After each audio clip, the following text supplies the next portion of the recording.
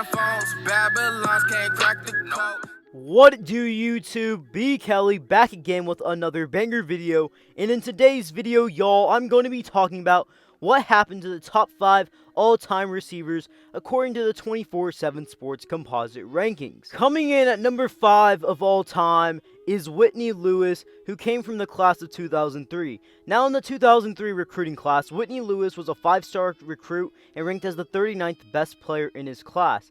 He would end up going to USC after honestly being forced to go there, as he really wanted to go to Florida State. Whitney Lewis's college football career did not go the way that many people thought it would.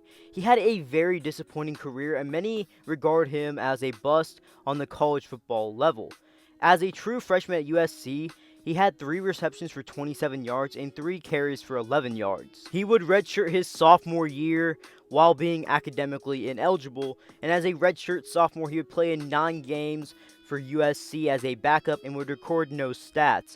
After that, for his next 2 years for his college football career, he would transfer to Northern Iowa, where he was a backup as well. At number 4 from the 2006 recruiting class is wide receiver Percy Harvin. Now, Percy Harvin in the 2006 recruiting class ranked as the number 2 player in his class and a 5-star recruit, and he would end up going to Florida. Percy Harvin would end up spending 3 seasons at Florida from 2006 to 2008, including the 2008 college football season, where he won the national championship with that very good Florida Gators squad. Now, at Florida, Percy Harvin was not just a straight-up receiver. This guy would run the ball quite a bit every season. As a true freshman at Florida, he had a total of 855 all-purpose yards, including 5 all-purpose touchdowns. He had 428 rushing yards and 427 receiving yards. In his next 2 years of college football in both seasons, he would eclipse over 1,000 all-purpose yards. In 2007, in his junior campaign, he had 764 rushing yards and 6 touchdowns, and 858 receiving yards and 4 touchdowns. In 2008, the year they won the national championship, he had 660 rushing yards and 10 touchdowns, and 644 receiving yards and 7 touchdowns. He would forgo his final year of college eligibility and declare his name for the 2009 NFL Draft, ending his amazing career at Florida, where he had 3,781 all-purpose yards and 32 all-purpose touchdowns. In the 2009 NFL Draft, he was taken in the first round, 22nd overall pick by the Minnesota Vikings. Percy Harvin would spend 8 years in the NFL, where he played for 4 different teams. He played 4 years in Minnesota, 2 years in Buffalo, and half a season in New York as a member of the Jets, and 5 games with the Seattle Seahawks. He is most known for his time in Minnesota, as that is where he had his most success at. In 4 years with the Vikings, he had a total of 3,302 receiving yards and 20 receiving touchdowns, averaging an impressive 12 yards per reception. Also, while in the NFL, he was a very good kick returner. In his rookie season, he had 2,081 all-purpose yards, mainly from kick returns, where he had 1,156 total yards and 2 touchdowns. In his rookie season, he also had 790 receiving yards and 6 touchdowns, and even made his 1 lone Pro Bowl that season, and won 2009 AP Offensive Rookie of the Year. After his time with the Minnesota Vikings, Percy Harvin would play for a few more teams until he was ultimately out of the NFL in 2016. Now, Percy Harvin had a pretty good career very early on, but once he was out of the Vikings system, he started having more injury issues that would draw him back and would just hold him down ultimately, and a lot of his production just started to go down after 2012. He would end his career with 4,026 receiving yards and 22 touchdowns through the air.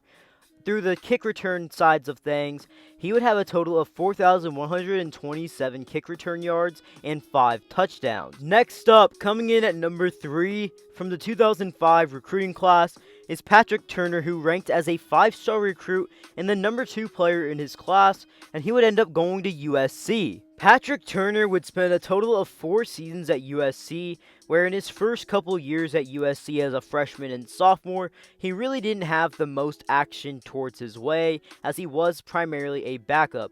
As a true freshman, he had 170 receiving yards and 2 touchdowns, and as a sophomore in 2006, he had 272 receiving yards and 2 touchdowns as well. In his junior campaign in 2007, he would finally be a starter for USC, and he had his best season yet in his college football career, where he had 48 receptions for 569 yards, averaging 12 yards per reception and 3 touchdowns. In the 2008 college football season as a senior at USC, Patrick Turner would have his best season yet, and he would definitely increase his draft stock for the 2009 NFL Draft. In this season, he had 49 receptions for 741 yards, averaging 15 yards per reception, and a very impressive 10 touchdowns in only 13 games. In the 2009 NFL Draft, Patrick Turner would end up getting selected in the 3rd round by the Miami Dolphins. Patrick Turner would spend 4 seasons in the NFL, 1 with the Miami Dolphins, and 3 with the New York Jets. In his lone season with Miami as a rookie,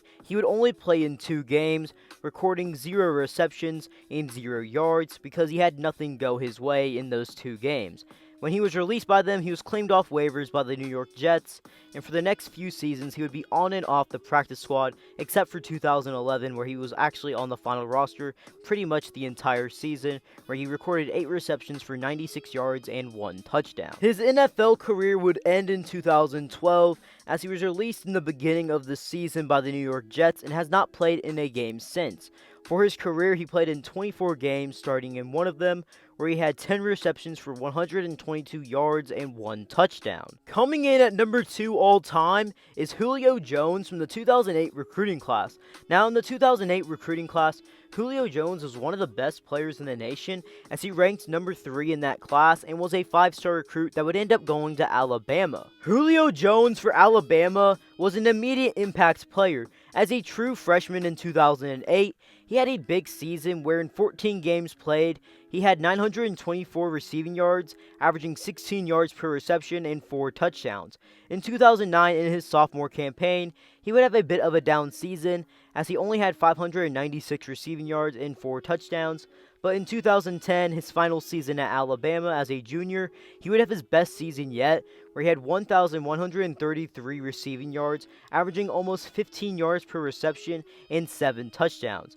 He would forgo his final year of eligibility at Alabama and declare his name for the 2011 NFL Draft, where he was seen as one of the top players in that draft, and he was taken in the 1st round, 6th overall pick by the Atlanta Falcons. Julio Jones has spent 10 seasons in the NFL so far, all with the Atlanta Falcons, and he's had an amazing career, as he really seems like he's destined to be in the NFL Hall of Fame one day, and he's one of the best receivers currently in the NFL, even some saying that he is the best. In his 10-year career in the NFL so far, he has recorded 12,896 receiving yards, averaging 15 yards per reception, and 60 touchdowns. Not only that, he has made 7 Pro Bowls and 2 All-Pro teams. Coming in at number 1 as the highest rated wide receiver coming out of high school, according to the 24/7 Sports Composite rankings, is Dorial Green-Beckham from the 2012 recruiting class. Now, in the 2012 recruiting class, he was the number 1 player in the nation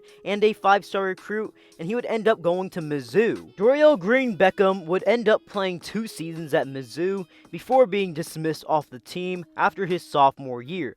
As a freshman in 11 games played, he recorded 395 receiving yards and 5 touchdowns. But in 2013 at Missouri, he would have his best season yet and his best college football season by far, where he had 883 receiving yards, averaging 15 yards per reception and 12 touchdowns. As I said earlier, he would end up being dismissed from Mizzou. He would then transfer to Oklahoma, where he would have to sit out the entire 2014 college football season due to the NCAA's transfer rules. Now, he would never play a game for OU, as after the one season he sat out, he would declare his name for the 2015 NFL Draft. In the 2015 NFL Draft, he was taken in the early second round by the Tennessee Titans. As a rookie with the Tennessee Titans in 2016, he would start in 5 of the 16 games he played in, and he was kind of disappointing this season. He did record 549 receiving yards, averaging 17 yards per reception and 4 touchdowns, which does not seem bad as a rookie, but he only caught 48% of the passes thrown his way. After one season in Tennessee, he was dealt off to the Philadelphia Eagles, where he would also only play one season at before being released. In this season, in his second year, he started in 7 of the 15 games he played in, where he recorded 392 receiving yards, averaging 11 yards per reception and 2 touchdowns, and yet again only caught 49% of his passes this season. And he was released after this season during the offseason, and that was the last time Dorial Green-Beckham played in the NFL. Well guys, now that I'm at the end of the video, remember to smash that like button, turn on them post notifications, and subscribe for more videos. B. Kelly out.